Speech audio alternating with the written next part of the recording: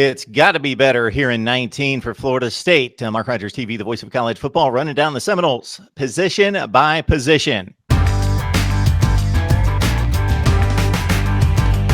Breaking down Florida State football, we got Jason Parker on the line from Chop Chat. We are looking at the wide receivers here at Mark Rogers TV, the voice of college football. You know the drill. Help support the channel. Grab the Amazon link. Do your regular shopping right there. Also, we've got 2 exclusive live streams for you each and every week with me. One in which I bring you on to talk college football directly with me, and the other one I respond to the YouTube comments. All right, wide receiver. Tamorrion Terry's an explosive kid that made big plays last year. He just needs to make more of them and see the football a little bit longer, and it gets dicey when the offensive line can't allow the wide receivers possibly on a regular basis to run those kind of routes, but it kind of starts with him, doesn't it? The passing game was the highlight for the offense last season. And you saw, when Terry was able to get downfield, you saw in the Boston College game, the game-winning touchdown against them, 55-yard touchdown against Louisville. When he's able to get in the open field, there is not many, if any, defensive backs that can go one-on-one with him. As far as the rest of the receivers, you have guys like DJ Matthews. You have Keyshawn Helton from the Pensacola area. You have Warren Thompson coming off the bench who redshirted last year. These are guys who and I guess that this is the one question you asked earlier when we talked about quarterbacks. This is going to be, we're going to see what the Briles offense is made of now.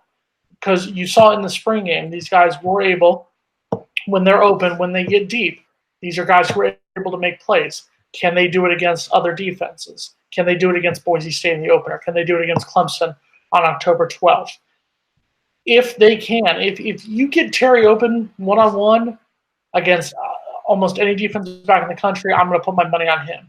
And I think James Blackman has finally been able to work with these guys. You saw in that NC State game that he started last season, he was finally able to get some work with them.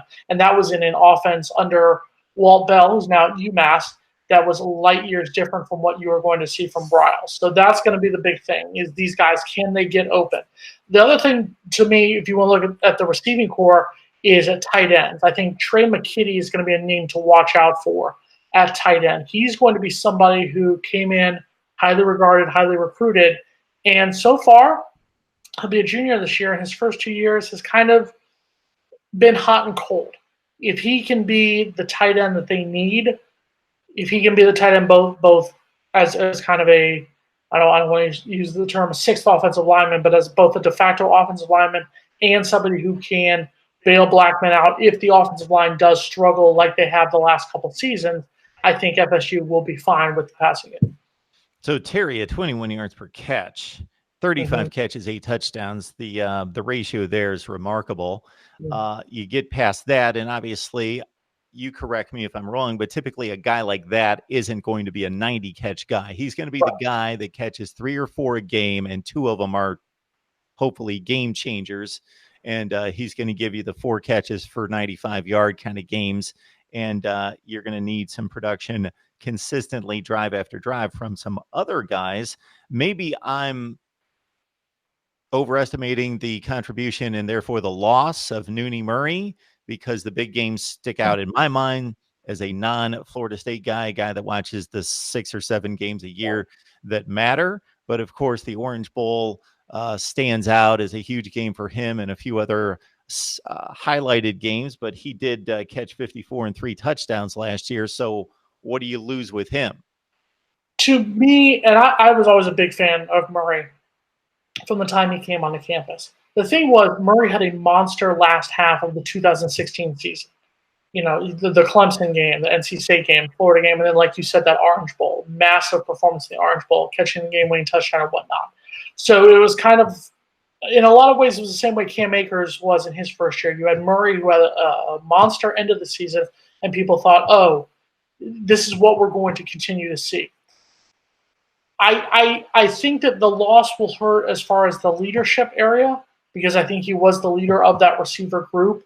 But that being said, as far as contributions and as far as what he brings, I think you have enough guys in there with the guys that I mentioned. You also have guys like Keith Gavin, Deontay Sheffield. You have all these other guys who are going to be coming in who I think production-wise they will be fine. I think the question is, does Tamorrion Terry take over as the leader? If he can be the leader that Murray was, I think that everything will be just fine and be everything. You won't miss a beat. And it's also a situation where out of the backfield, Cam Akers got 23 with 2 touchdowns, so he's proven somewhat capable there. And you mentioned McKitty coming into his junior season. He caught 26 at 10 yards per catch last season. The wide receiver position, I've always said, is the most dependent position on the field. They can do nothing without the production of 2 other groups, meaning offensive line protecting a quarterback that delivers the ball. So they can kind of disappear at times and it not be their fault. You really need to focus in watching a game on what they're doing on the ISOs to see, are they getting separation? Are they winning 50-50 balls? That's pretty much the criteria of the wide receiver play, because of the other 2 components, meaning offensive line and quarterback breakdown, then they're left out to dry and they become completely insignificant.